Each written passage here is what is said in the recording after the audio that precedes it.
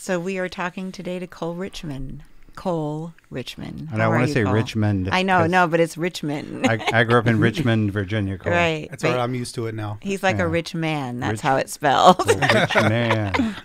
And we're going to talk about why. Cole, welcome to the show. Thank you. So, are you familiar with the expression "you are what you eat"? Yes. So, what are you? I am.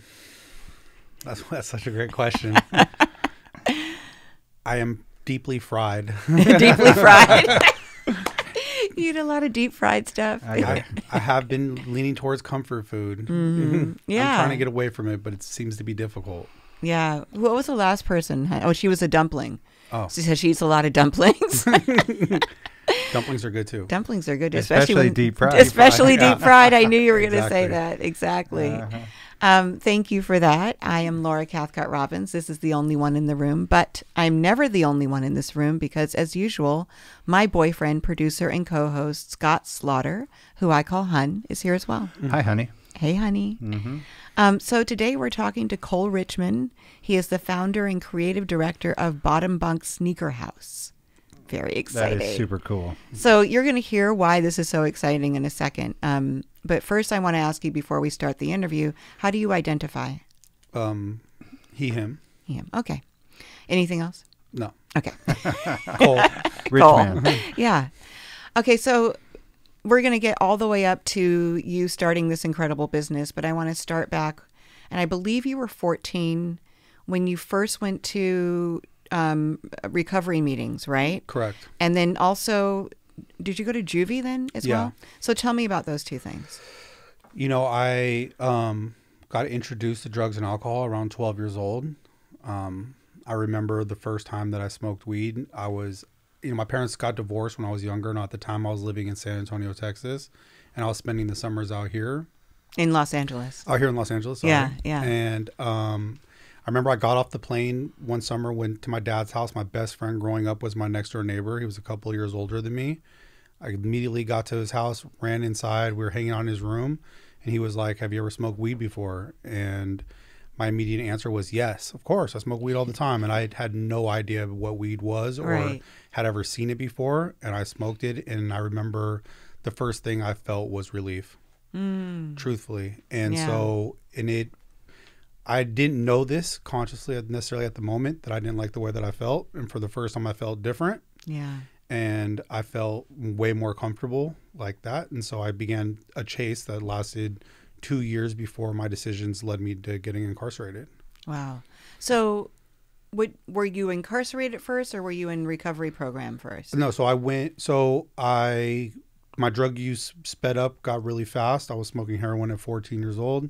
Wow. And So you went from smoking your first weed at 12 to smoking heroin at age 14. yeah. Okay. And my parents weren't exactly sure what to do.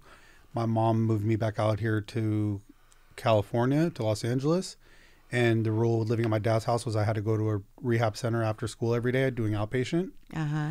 And I did. And I got introduced to Alcoholics Anonymous. Okay. And it's been a long love affair for me. So did you love it right away? Immediately, because Wow.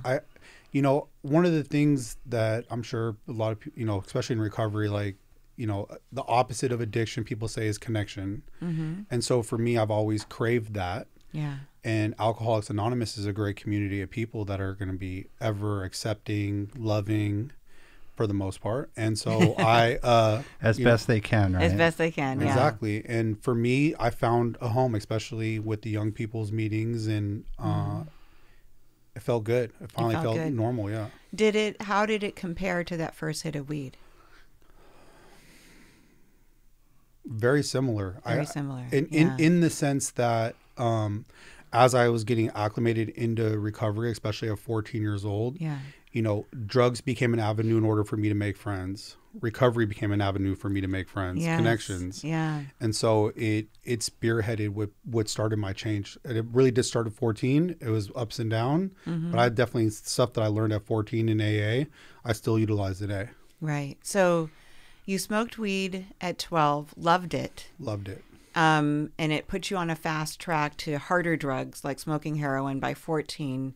you had made a series of choices that landed you back living with your dad, where it was a little bit stricter, right? And you had to go to rehab meetings every day. Yeah. But you liked it. You liked the meetings. How long did you stay sober? I stayed sober that time almost 9 months-ish. Okay. I relapsed, and I felt like I'd let a lot of people down, which is somewhat normal when you relapse. Yeah, yeah. And so now you're 15-ish? No, it was right before I turned 15. Okay. About a month before. Yeah. And it was 10th grade, and I was spiraling, and I was no longer caring because I didn't feel like I could make it back. 9 months to a 14-year-old feels like a really long time. It is a long time. And I didn't think I'd ever be able to get back there again. I felt like I had lost everything. And I, with drug use with me comes crime, robberies. Okay, yeah. So tell me about that. Yeah, so I got involved in a robbery when I was 14, in which I had to. I got alternatively sentenced through the courts to 28 months in a placement in Ensenada, Mexico, called Casa by the Sea. So robbery differs from burglary in that there was a weapon and it was in person. There's a weapon and there's in person. Were you holding the weapon? No. No? But you were there. I was there. You were there on site. And this was to support the drug habit at that time, right? Yeah. Was it the only way that was that your last option at that point, to support your drug habit? Yeah. I mean, I was running away from home, and it had consumed me, the lifestyle, totally. Yeah. Yeah. And I would learn much later, my addiction to that lifestyle as well. Right. I think about that sometimes. I know that, I've been in recovery now for almost 14 years. And there are a lot of things that I felt like I had to do, in order to be able to keep using and drinking the way that I was. It felt like life and death to me. The true life and death was me killing myself with drugs and alcohol, but it felt like life and death if I didn't make these choices to get what I needed. I thought I was going to die. And, I try to think about that when I think about all these robberies going on in Los Angeles right now, that people might feel as though they are being motivated by those same choices. And so then the antidote for that type of crime is treatment and recovery for people. Yeah, because I think that, we hear all the time, especially in recovery, that, the drugs are but a symptom, and it's, it's a response to something that's deeper. Yeah. And then when I started doing the work on myself and really taking a look, is that I feel uncomfortable a lot of the time, which no one ever told me was normal. Yeah. And I feel as if I'm not going to be able to create success on my own. I have all these self-doubts, fears that, truthfully overwhelm me. Mm-hmm. And so that's where my addiction comes into the lifestyle that's accompanied with it. And I think that especially when you start looking at crime, in Los Angeles, there's a big belief in, some underserved communities that there's not going to be an opportunity or a chance that this is their only way to ever get ahead, because I have felt that in my own life, maybe not circumstantially, but I have felt it internally. And I've turned to those same means of getting money. Sure. So now I want to kind of fast forward, I think, so I want to get this timeline right. I'm not sure how old you were. You were out of town. It was your girlfriend's ex-boyfriend who robbed you. Is that right? Yes. Okay. So tell me about that. So I'll be honest. My only hesitancy in talking specifics about my crime is that I do have victims, and I'm not trying to make them a victim a second time. Sure. I'll speak to the generics of it, only because however you're comfortable. Right. One of the major blessings of the shoe store, and that's what we'll get to, is I've started receiving some positive feedback for my life. And the last thing I want to do is, because now I'm doing well, bring some trauma to somebody else's life again. Right. So I respect that. Yeah. And obviously, the information's public, so it's not necessarily wouldn't be that far of a stretch. But for me, I had almost 7 years sober after I'd gotten out of prison when I was 20. Okay. And I relapsed after leaving working in treatment. And I was working in Hollywood promoting, and I was living with my girlfriend. Promoting clubs. Promoting clubs. Yeah. Yeah. I was living with my girlfriend, fiance at the time. Mm-hmm. And her and I were in Vegas, and someone had broken into our house. And while you were, your house here while you were in Vegas. Yeah. Yeah. And, you know, due to my association of what was going on in that lifetime, I, you know, made assumptions about who had done it, and, you know, taking no ownership in the fact that, you know, I was living a certain way. And so when you live a certain way, certain things happen, Mm-hmm. you know, and I, you know, became aggressive, and I went to go get my stuff back. Okay. And so at that time, the police got involved somehow? Yeah, the police got involved. I was arrested the same night, and this was January 1st, 2013. January 1st, 2013. So you go to, you're sentenced after that. You're sentenced for that, and you go to prison, or do you stay in jail? No, so I was in county jail. I fought my case for about 18 months. Wow. And then I finally made my way to prison. I was sentenced to 8 years. Where did you go? I started off, well, I was in LA County, and then I went to Wasco, which is in Central California. Mm-hmm. And then from there, they sent me, there was an overcrowding in California. So they sent me to a private prison in Arizona. Oh. How was that? Awful. It was awful? It was awful. I mean, there's like certain amenities in California prisons that aren't offered out of state. Like what? You know, bigger yard, more people, you know, different food, you know, you're obviously closer to home if you're in state. So the visiting's much different. Out of state, they have their perks. You know, there's, you know, cable TV in your cell as opposed to regular TV.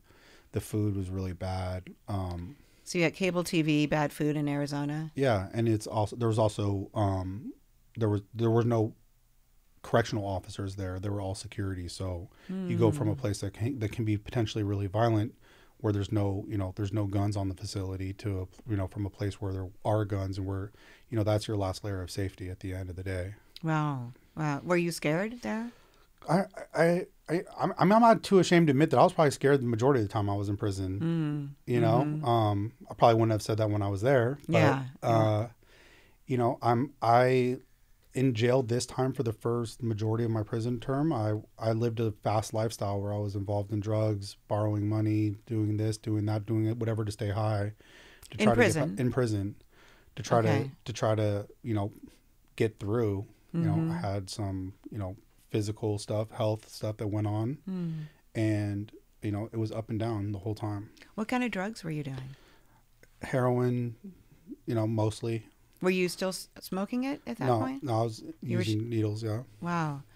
And then how did you stop? You know, I think that for everyone, there's kind of like that stand in the mirror moment. For me, mine kind of came like literally in the mirror in ADSEG. I was in the hole, and in the hole meaning like solitary. Yeah, solitary. There you go. Okay. That's the word I was looking for. And I was there by myself, and I was looking in the mirror, and I was like, just kind of like, all right, this is kind of enough. And when I got back out of the hole and I was back on the yard, I started participating in programs. Started going to AA, and inside behind the wall, they had a substance abuse program that I started attending. And I took it about 65% serious. Okay. I was already familiar with the big book, so going to meetings, I was able to kind of like speak the right language. Yeah. You know, knowing it. Yeah. I hadn't been there for, 20 years in and out. And then when, I relapsed about 77 days before coming home. Okay. And at that point, I had about a year and a half sober. And like that was like the true wake up call. COVID had just happened. My sobriety date's March 16th. COVID happened literally the day before, so prison shut down at that same time. And I had this moment of like, look, I'm 77 days away from going home or something like that, and I just relapsed. Like, this is scary. Like, am I really gonna go home and just start getting high again? Was it heroin again? Yeah. How easy is it to get? In prison? Yeah. Depending on where you're at, sometimes very easy. Like commissary easy, or like you got to know the right people and they got to like you, like commissary easy. Commissary easy. Wow. Okay. Yeah. And I reached out to Beit T'Shuvah in West LA. And you knew about them? That's where I had lived and worked before. Okay. In treatment, so I had an established relationship with the founders. Can you just say a little bit about what Beit T'Shuvah is? Yeah, Beit T'Shuvah is a faith-based recovery center centered around Judaism, which I am Jewish. I never grew up with anything religious in my life. I didn't get bar mitzvahed or go to temple or anything of that like that. So my introduction to Judaism in spirituality was really because of Beit T'Shuvah, which means house of return. Like, so they're all about like your return from, wherever you were. And so I reached out to them and I'd kind of like blown up that relationship before going to jail when I left working there. According to you, you thought you had blown it up. I totally thought I had blown it up. Yeah. And, they loved me before they ever met me. They loved me while I was gone. And so when I wrote them a letter saying I needed to come back, the response was, "What day do you come home? How do we figure out getting you here?" Wow. And so I got released in May, and the world was still closed, and they were as May well. Of 2020. 2020. Okay. And they were still closed as well for intake. So I had about 17 days of when I got released before I was able to get into the program. And when I got in, it was as if I had never left. Like, the love was exactly the same.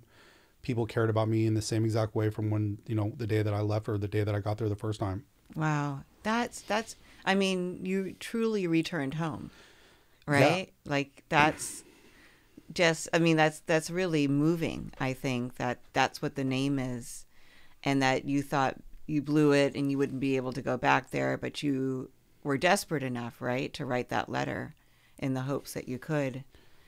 You don't have to be Jewish in order to go to Beit T'Shuvah. No, yeah. not at all. It is faith-based, but it's not, they don't exclude anyone. They're really inclusive. No, and I mean, the truth is I've never paid $1 for any day that I've ever slept at Beit T'Shuvah. Wow. I've never paid any money out of my own pocket. I've never had Medi-Cal to give them Medi-Cal, and they've never turned me away, and I lived there at one point for over 2 years. Amazing. Yeah, they're an incredible organization that helps tons of people. Like, the ripple effect of that place from the people that have come out of there is incredible. So you get money when you get released from prison. Yeah. How much is that? $200. Is that it? That's it. Wow. Is it cash? No, so it's you get $200 on a net spend prepaid card.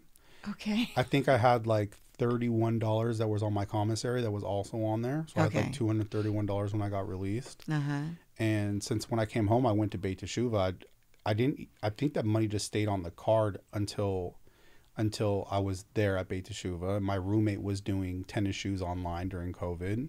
Okay, so explain that. Okay, so the way that sneakers work is you wake up, you go on Nike's app, you go on Foot Locker, you go on all these different places, and you try to get lucky in a raffle, or you try to get lucky waiting in line that there's enough pairs that you are able to get one. And these are like specialty sneakers, yeah, these are right? Jordans, Yeezys, stuff that like there's a limited amount of them. They retail for $200 and they resell for $300, $400, sometimes thousands. Right.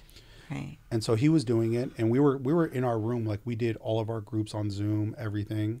And so I was basically, stuck in there, and I was watching him, and he was constantly on his phone getting shoes. There were shoes coming into the rehab, into the room. And finally I was like, "What are you doing?" After seeing all these boxes going in and out. Yeah. Yeah. And he was like, "Oh, I'm buying and reselling shoes." And I was like, "Well, how does that work?" He's like, "Well, look, wake up." He's like, "First, download this sneakers app." Okay, how do I download a sneakers app? Right. And so he showed me how to download the app. Because you've been away for a while. I'd been away for 8 years, so I hadn't really seen a phone in a long time. Wow. And so he showed me how to do it, and he woke me up. I woke him up, actually, but we woke up 7 a.m. on the sneakers app. It was a pair of Jordan 1s, and I literally loaded my net spend card as my first card on there that the prison had given me, and I hit that morning. It took $200 out of my account. Wow. The shoes came, and I was like, which is still an issue today, as I looked at the shoes and I wanted to keep them. Right. They were your size? Yeah, they were my size. Oh, man. and I was like, "Man, I really want to keep these." And he was like, "Listen, you're going to see a lot of shoes if you're really going to do this." He's like, "Let them go." Yeah, you can't hold on to them. So I sold them for a small profit, and entered. Were you like excited that you had done that? Did you feel like a tingle? It wasn't so much the tingle buying it, the tingle selling it. Yeah. I'm a hustler, so like grinding, and, yes. get this, sell for that, make this, like that makes sense to me. Right. And so it got me, that part got me excited to be able to enter more raffles and start trying to get more shoes. Around this time, they gave a stimulus to prisoners coming home from prison, which was $2,000 facilitated by ARC. For COVID? For COVID. Okay. COVID stimulus. Yeah. For people that hadn't worked, that weren't eligible for the stimulus originally. Yes. And so I got the stimulus and I put all of it into shoes. Man. And it just became an obsession, something that I really wanted to do. And then, as time went on, there was a lot of shoes coming into the rehab. And I was just about to say, so you're still at Beit T'Shuvah. I'm still at Beit T'Shuvah. All these shoes, because you and your roommate are both doing it. Correct. Right? Yeah. So does anybody care? Are they cool with it? They were cool until one drop, which is like a shoe drop, between my roommate and I, we got like 39 pairs or something. And they all showed up the same day. Yeah, that's a lot. Yeah. And the person that ran the rehab, I remember he called me down and I walked into his office and I just seen all the boxes and I was like, he was like, okay, it's officially too much. Yeah. And I remember being like, no, I have to be able to keep doing this. You don't understand. Like, this is my life now. Like, this is what I'm going to do. And little did I know, like, really, like, what it was going to become. Yeah. But I was attached to it. And, Beit T'Shuvah is all about, like, whatever is your purpose and is your thing. Like, we want to help facilitate it in order for you to, like, find that fulfillment. Yeah. And so they worked out with me where no one else was really allowed to leave. They let me leave for 2 hours on a Friday to be able to take all of the boxes to, I bought a warehouse in the valley, or a storage space. Yeah. And I would just keep all the shoes there. So you're still living there. You rented a storage space. Right. And they let you basically just go out and drop the boxes there. Yeah. And then you go back at some point and then ship them, right? Well, so it slowed down my selling because of the fact that I wasn't able to leave for that long and be able to pack all the boxes and doing everything, which ended up being a blessing because at the time, one of my close friends and like a really good mentor of mine who I'd met the first time at Beit T'Shuvah, he had been asking me, he's like, so what are you doing? And I kept mentioning the shoes, and finally he was like, are you actually making money? And I was like, yeah, I'm making money. And he was like, how much? And I told him, he was like, yo, that's crazy. He's like, with how much money? And I told him, and he was like, wow. He's like, how can I help? And I was like, gas for the fire. Like, I need some more money. And so he did. And he was an investor. He was an investor. Yeah. Really, and I don't even. If he was sitting right here next to me, I don't think that he would even say like, "Oh, I was investing, in the business." Right. He would be like, "Not I was for investing in you." profit, but he was investing in you because. Yeah, totally. Yeah. And I think that like he saw, what it meant to me and like the work that I was putting in on it. Yeah. And so that started happening, and then. Now we're stockpiling more shoes and we're trying to get more creative in selling them outside of just doing it online. Do you have like customers that know that you have good shoes, so they're hitting you up? So you have like a faithful customer base at this point? At that point, that's exactly how it was. Is that so if I would meet someone through OfferUp or through Facebook or through friends, and I would just tell them, be like, I want to give you the best price that I possibly can. And I would always be super fair. Yeah. Because for me, it was always about like, retaining that person. And the problem isn't what they're paying. The problem is I'm not getting enough shoes to be able to sell more for that price. And so it became, the strategy of trying to get more shoes. The hustle. Yeah. And I got good at it. And you told me when we talked that you use what you learned from the streets. Totally. What did you mean by that? Relationship building, you're always looking for that next connect. You're always looking for the next person. You're always, and the other thing is like, my mind works really well with numbers. And so understanding that, the issue wasn't that I wasn't getting the right, the $5,000 shoes. If I could sell 1,000 shoes for $5, it's still the $5,000 shoe. So how do I get those small ones? How do I get the small wins? How do I keep building up my inventory? And then what it forced me to do, because I had a lot of time in the room, is I started like studying, selling trends on StockX, on eBay, and seeing, over a 12-month period, what is a shoe worth? How does it begin to change? When is really the best time to exit the shoe? Because I can make $30 a day, but if I can make $125 in 12 months, then how do I hold on to the shoes and be able to keep having capital? Wow. And so I started really putting some, just research like into stocks. it. Exactly. Yeah. And I really started researching it. And like the thing is that these don't necessarily operate like a stock with an up and a down. They're an appreciable asset that once it comes out, it's over. The stock is limited. Yes. And so like I know over time the shoes are going to go up and like they will plateau. So figuring out what that point is and figuring out the best place to exit. So you're a quick study because you're talking about 2020. It's currently 2022. Yeah. This is 2 years later. So I want to now skip to you opening Bottom Bunk Sneaker House. Of course. On Melrose. On Melrose. So Melrose, for people who don't know, it's what? It is the fashion district of LA. It is a lot of vintage, a lot of thrifting, and a lot of shoe stores. A lot of shoe stores. It is a lot of shoe stores. I mean, to drive around there, you might see a line at 2 p.m. that looks like a line for a club. Yeah. Right? Definitely. And you're like, what are they waiting for? What are they waiting for? Invariably, it's a shoe store. Without a doubt. Without a doubt. And it's really like, that's like some prime real estate there. So tell me how you went from the storage facility and Beit T'Shuvah to opening your own spot on Melrose. Yeah. So that same person who had originally invested, we had started making some money, and I have and had some bigger ideas for the shoe space about organization, how to, make the price, just a bunch of different stuff. And kind of the feedback that we were getting from the community was like, you need a bigger name in the shoe space. Like you're kind of doing all of this like under, we weren't on Instagram. We weren't on those places. You weren't on social media? I wasn't on social media only because I promise you, like I couldn't figure out how to post. Right. You could figure out how a shoe appreciates, but you couldn't figure out how to post. The whole like putting the thing on the story still gets me. Yeah. And so he and I had a conversation, and from the very beginning, he had asked me, he's like, "Do you want to open up a store?" And I was like, "No, I don't really want to manage all those people. I kind of enjoy running around doing my thing." Yeah. And like we kind of readdressed it, and I was like, "You know what? Let's do it." And he's like, "Cool." He's like, "I think it's a good idea. I think it'll give us what we want." And I was like, "I will, I'm interested in doing it if we can do it to help people." And he was like, "I wouldn't have it any other way." I was like, "Great. So let's figure out that part and as we're doing the store." Yeah. And the thing was that that Melrose was highly affected during the BLM movement. Yes. With rioting and looting, so a lot of stores had left. Melrose. A lot of stores. Yeah. Yeah, and due to COVID also. I don't want to put it all on that. And there was a prime space. We literally walked into the first place that we looked at, and then it was like a traditional retail place, and I was like, eh. Yeah. And we walked into the second building, and it's 6,800 square foot, 2,000 of it's retail, with upstairs offices and a showroom. It's the original Von Dutch building, if anyone's seen the documentary. Oh, yeah. Yeah, Reddit's been in there. Madonna owned the building for a little bit. Like, it's a building with a rich history.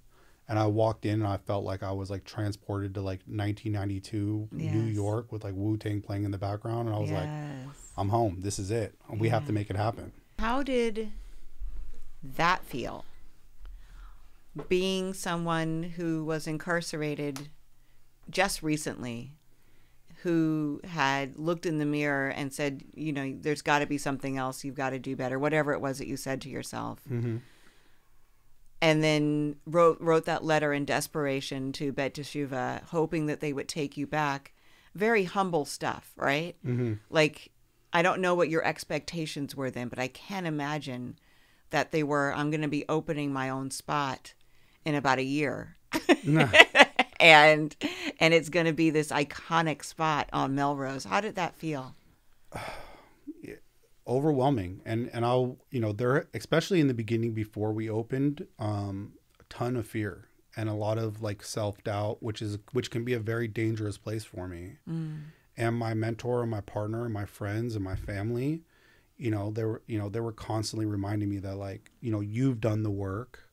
And so like you've seen the benefit, financially from it, and you're in the right place. You've checked all the boxes. You've answered all of your questions about, the stuff that you can't answer today about opening up a shoe store. Right. Like have some faith. And, back to my 12 steps stuff. And I was like, you know what? I'm just going to turn this stuff over. I'm just going to do the thing that's next in front of me, knock down the next thing.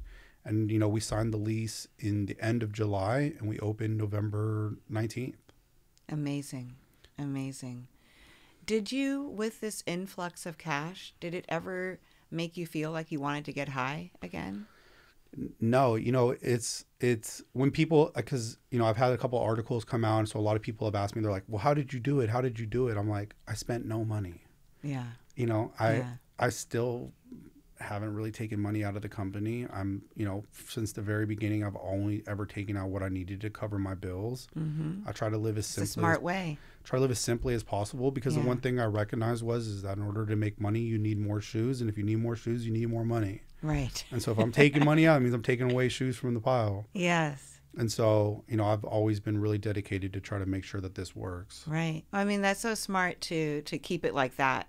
So for your personal, it's just what you need to live in, like just you keeping that small. But for the business, you're reinvesting all that money. Of course. Right? Into more inventory. That's great. So Bottom Bunk, that's an homage to where you were in prison. Yeah. Yeah. So my roommate that I was talking about at Beit T'Shuvah, who showed me the shoes, he was actually out on bail waiting to go to prison. And he, you know, he had never been before. And he was always like, what do I need to know? Like, what should I expect? And I was like, just whatever you do, make sure you get the bottom bunk. And it started as a joke. And then, wait, why is that though? Well, you know, the bottom bunk, at least in California, is like the place of power in the cell. It's like more of your home than, you know, if you don't have to climb up top, you know, you can sit on the bed, put on your shoes, eat. Right. And so, you know, it started off as a joke, and then it was like, it became impactful. You know, it was like, you know, no, it's, you know, my experience was powerful, and I did it all from the bottom bunk. So I want to share that experience. Yeah. Oh, that's great. So you said as long as you're helping people. Yeah. So tell me about that piece of it. Yeah, so it's kind of has transformed. Like there was obviously a lot of organizations that when I came home, ARC, Beit T'Shuvah being two of them that I've talked about. There's a New Way of Life and a couple others that, you know, I was involved in, you know, either some way. And the idea is like, all right, like let's do the easy route. We'll take a portion of our sales and we'll donate to these organizations that are doing the work and helping people. Yeah. And the first thing that we ran into was that, you know, due to COVID, places were smaller, and we really truthfully kind of had trouble even finding a place to put the money. Yeah. Yeah. You know, Beit T'Shuvah and their amazingness were like, no, we don't want money. Like, just give some of our people jobs. Yeah. And I was like, oh, that's perfect. And as I started, you know, the store was opening and people were asking me questions about it. They were like, well, how did you do it? How did you do it? How did you do it? And it forced me to take a real look at what happened. And I was able to identify like three things really quick. The first one being is that, you know, I came home to COVID. The world was stopped. It gave me the space to be able to get my mental health right. Yeah. You know, and get into recovery. And in order to do that, I was provided safe housing. And then the third part of it is that I kind of had an internship and training of doing something from a rehab room. Yeah. And so I kind of, you know, participated in like a paid internship, and I learned something. Yeah. And so, you know, my partners and I decided to take a look at like, maybe we could be more impactful by utilizing those three areas and setting those up ourselves. Okay. And so that's what we did. We started a nonprofit, or we're almost finished starting our nonprofit. And, you know, we're going to address, you know, we have a clinical director, somebody else, another formerly incarcerated person who's about to finish his doctorate. He's an amazing man named Yehuda Price. And so he's becoming our clinical director, and we're building out a program right now that is going to, you know, facilitate those mental health services, life skills, you know, anger management, trauma stuff. And then we are, you know, we're going to partner with safe housing in different cities in order to place people in it. I love that. And then we're going to utilize Bottom Bunk, and we're going to hopefully put some, you know, fire to people's feet in different industries and different retailers to get them to sign up to, you know, intern people and help people get, you know, solid careers coming out of prison, so they have a true second chance. Yes. Yes to all of that. What is the, I mean, I know from your own experience, but what do you see as the biggest challenge facing people coming home? Coming home, yeah. You know, it's the hardest part is, I believe, is you know, people will say it's opportunity, but the truth is that, you know, we go back to our comforts. And so, you know, if we feel like the door isn't necessarily right in front of us, then there must not be a door out there. Mm-hmm. And, there's a lot of stuff with mental health. Like, I'll speak for myself again. There's self-esteem, there's trauma, there's fears. There's a lot of things that go into us making certain decisions, and those decisions that we make impact us. And so without being able to address our mental health, then we don't ever get to see the next opportunity, which is that next door. Right, right. I just think it's so interesting that so many people had a hard time with their mental health during COVID, but COVID was actually an advantage for you. Not COVID itself, but the lockdown, being that you came back into that very like safe, siloed environment and kind of had no choice but to get well during that time period, right? Yeah, it was a blessing from God, truthfully. Like, when people, like, I had to go through all of those things, and I had to have COVID. You know, historically, history has shown me that in a fast-paced world, I can get overwhelmed and get tripped up. Yeah. And so the slowed down world for me really helped me.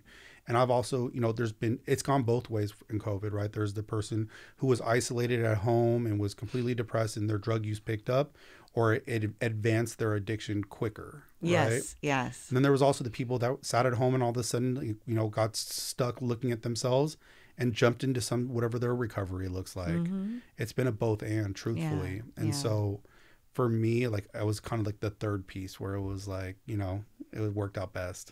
No, it feels like you were very fortunate to have that set of circumstances. So you hire people not only that have been through treatment, but you also hire people who are getting out of prison. Yeah, we have a wide, eclectic range of people that work at Bottom Bunk. Some of them have been to prison. Some of them have only been to jail. Some of them have been to jail. Some of them, have other mental health things going on that we, we're a family. We try to help everyone that's there. It's and beautiful. See them as a person and try to figure out how we could best help them more than just sewing shoes. So how do people find Bottom Bunk? At Bottom Bunk LA on Instagram, at Bottom Bunk LA on TikTok. Oh, TikTok. Yeah. Oh, okay. We do some funny videos. And then bottombunk.com for the shoes. Yeah. Can you buy online? Yeah. But you can also obviously visit the store as well. Yeah. One of the amazing things about the store is I got to learn about telling my story through architecture. And we're the biggest building on the block on Melrose, and it has it's a square with two triangles. One's black, one's white, showing the disparity of me, like that both sides live within me and they meet together. And when you walk in the retail room, there are two shoe rooms, which is laid out in 3 rooms.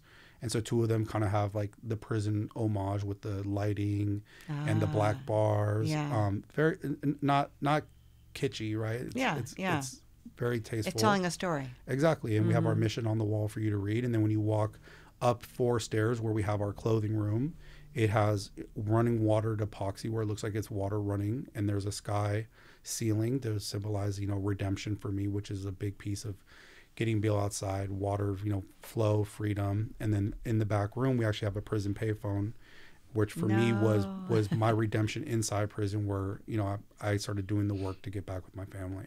Incredible. Yeah. So if you live in Los Angeles and you're listening, please go check it out. What's the address? It is 7519 Melrose Avenue, Los Angeles, 90046. And then when you're coming to LA, you're coming to Disneyland, you're coming to Hollywood Boulevard, come check it out then too. Definitely a stop you want to meet, buy some shoes, support some good people. And I am just so impressed with you. Thank you. Your journey is remarkable. Oh, I appreciate that. Yeah, and I'm so glad we got to do this in person. For people who are listening, check out the YouTube page because you can see the whole interview live. And not live, but you can see. That would be weird. That would be weird. Uh-huh. Yeah, but thank you, Cole. Thank you so much. No, Yeah, thank Cole, you for having me. And I just really want to stress, like, the point for me is how my responsibility has changed as a human to the world. I was a taker for a really long time, and like being able to have the opportunity to give back to people that were in a unique position like me is like the biggest blessing of all of it. Yeah, you said something, I was trying to find it in my notes, about your divine purpose. Yeah. But I might have just written it down and not transferred it, but It was basically your divine purpose was to give back, was to be of service. Like, yeah, my divine purpose is to help all of God's children, and I believe I'm in a unique position to specifically help people that are coming home from prison. So I'm gonna take advantage of that. I just found it. That's what you said. He said it twice. He said it twice. He's down with it. Yeah. Thank you so much. No, thank you for having me on here. This is an amazing opportunity for myself in the store. We're gonna go check out the store, aren't we, hon? Oh yeah. Mm-hmm. You guys got to come. Hi, I'm Cole Richman, and I'm the only con who started a business in rehab.